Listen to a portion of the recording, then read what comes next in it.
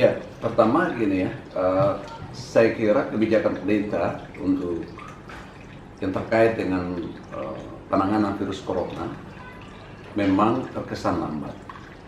Sejak terjadinya di Wuhan pada saat itu, awal tahun ini, diberitakan, saya sendiri sudah berbicara di beberapa media TV, juga media massa, dan saya mengatakan bahwa harusnya pemerintah serius mengantisipasinya pada saat itu.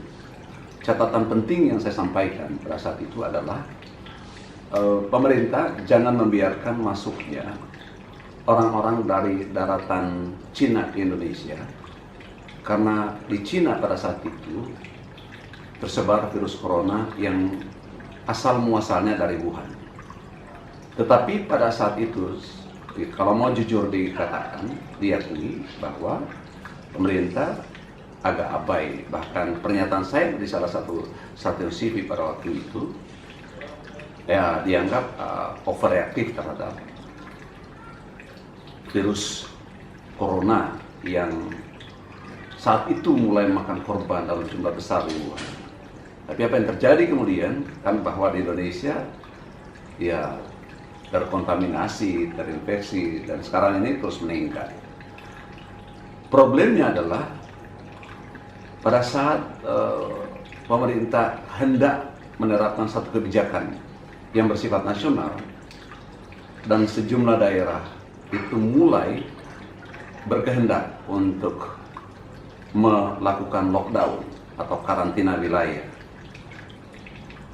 Pemerintah pusat pada saat itu melarang dan pada akhirnya mengeluarkan kebijakan pembatasan sosial berskala besar, PSBB.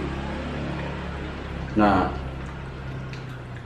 di DKI Jakarta sendiri sebetulnya sudah sejak lama sekali lagi ingin menerapkan itu, dan di beberapa daerah sekali lagi seperti di Papua, di Sulawesi Tengah, termasuk di Kendari itu hendak menerapkan semacam karantina wilayah, dan Papua konsisten termasuk Sulawesi Tengah.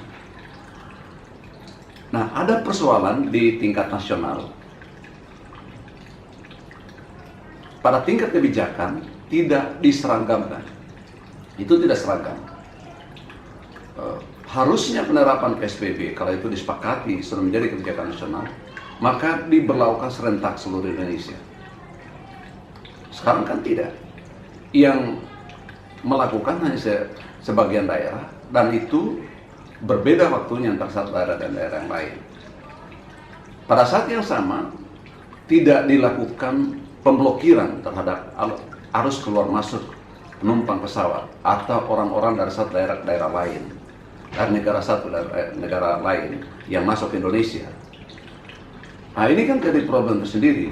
Jadi tidak seragamnya penerapan atau implementasi kebijakan itu.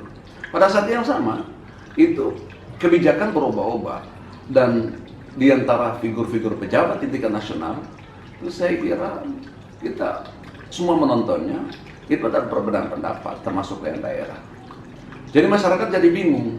Itu yang terjadi dari pada tingkat kebijakan dan perilaku pejabat pengambil kebijakan tingkat nasional dan daerah. Yang berikutnya yang kita lihat bahwa kebijakan ini tidak diikuti dengan kekuatan pada tingkat instrumen untuk melakukan pengawasan. Kebijakan PSBB. Jadi kita lihat di pinggir kota Jakarta saja misalnya. Apalagi kita ke daerah, kita keluar kota Jakarta. Sebenarnya suasana PSBB itu tidak terjadi. Seolah-olah tidak ada corona. Bahkan ada sebagian yang tidak pakai masker, naik motor, tidak pakai helm. Dia berlangsung begitu saja. Dan tidak di satu tempat saja, di banyak tempat di Indonesia. Di Jakarta saja, itu di daerah di pinggiran kota. Tidak ada, seolah-olah tidak ada corona. Harusnya pada saat ini, pada saat itu dan sampai sekarang, dan termasuk ke depan, harus ada pengetatan, pengawasan perilaku masyarakat untuk patuh pada, sekali lagi, untuk patuh pada protokol corona, protokol kesehatan corona. Itu harus dilakukan. Dan tugasnya siapa itu? Tugasnya aparat kepolisian. Tugasnya siapa itu? Tugasnya Dinas Perhubungan. Tugasnya siapa itu? Tugasnya Pol PP. Dan pemerintah nasional, termasuk para kepala daerah, harus bersifat tegas dalam mengkoordinasikan itu di lapangan.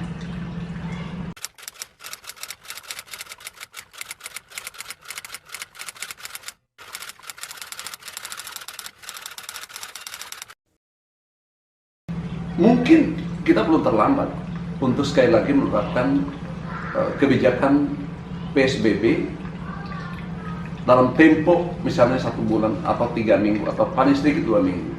Tapi itu harus serentak di Indonesia, seluruh Indonesia, bukan saja Jakarta, bukan saja Jawa, tapi seluruh daerah di Indonesia. Nah, apakah pemerintah melakukan itu? Kita lihat ke depan. Mau nggak melakukan penerapan kebijakan secara serentak seluruh Indonesia? Nah, ini pertanyaan besar. Nah, problemnya kemudian, ini adalah sangat serius dampak corona ini terhadap perekonomian rakyat. Pergerakan dibatasi, tetapi bantuan sosial saya kira tidak mampu menanggulangi seluruh kebutuhan warga masyarakat yang terkena dampak virus corona, termasuk dampak dari PSBB ini.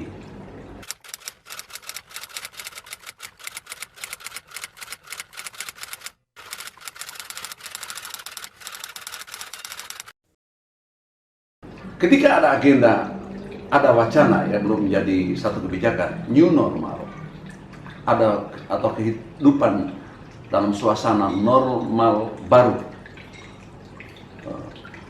Nah, itu belum jelas apa yang mau dilakukan.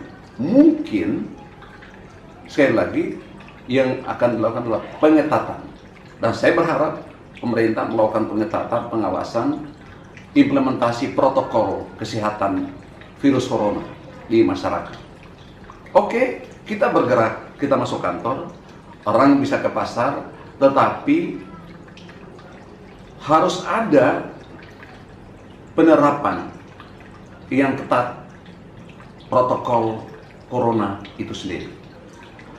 Lalu apa yang harus dilakukan di situ? Berarti pemerintah itu menggerakkan seluruh instrumennya.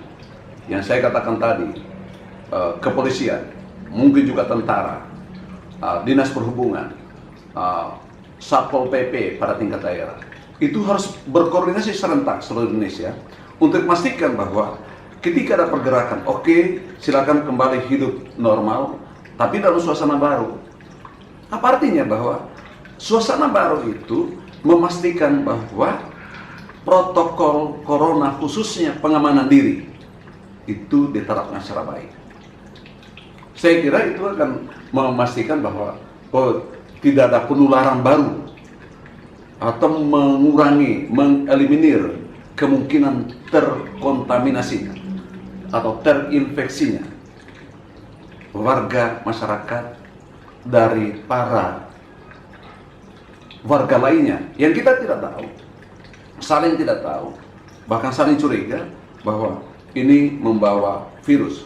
Yang paling berbahaya kan sekarang ini adalah orang tanpa gejala, bukan pasien tanpa gejala, atau orang dalam pemantauan ODP, bukan. Tapi orang tanpa gejala, dia sehat, tetapi ternyata dia terinfeksi virus corona. Dan ini menjadi transmitter. Nah, kalau dalam suasana kehidupan baru nanti, kalau itu diterapkan kebijakan itu harus hati-hati memang, maka